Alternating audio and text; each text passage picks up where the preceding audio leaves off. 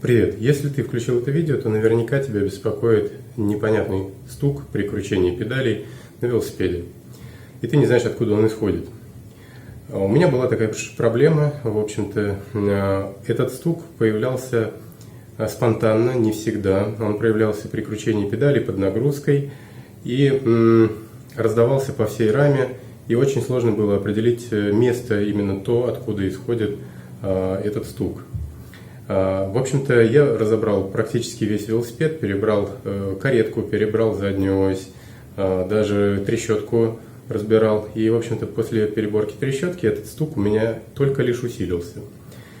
И сейчас я покажу истинную проблему этого стука и как ее решить. Итак, первым делом снимаешь колесо и смотришь, насколько у тебя болтаются звезды, то есть трещотка. Покачивая ее поперечно, ты можешь определить, сильно они болтаются или нет.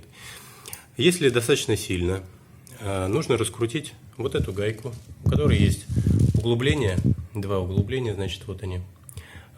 Туда вставить можно какой-нибудь саморез и раскручивать по часовой стрелке, постукивая молотком, например, в ту или иную сторону, да, и раскручивать. После того, как раскрутится гайка, ее убираем, под ней находятся два вот таких тоненьких, меньше миллиметра, проставочных кольца. И если люфт вот здесь, то есть болтается трещотка сильно, то свободно можно убрать одно проставочное кольцо. Соответственно, зазор между подшипниками, да, и вот этой гайкой уменьшится и уже не будет болтаться при закручивании трещотка. Также хочу отметить, что когда будешь закручивать эту гайку, стоит смотреть, насколько легко вращаются звезды. Потому что можно перетянуть, они будут туго вращаться, соответственно, подшипники могут вскоре выйти из строя.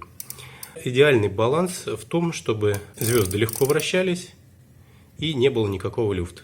Проделав данные манипуляции, можно смело ставить обратно колесо на велосипед, и ты увидишь, что стук устранился.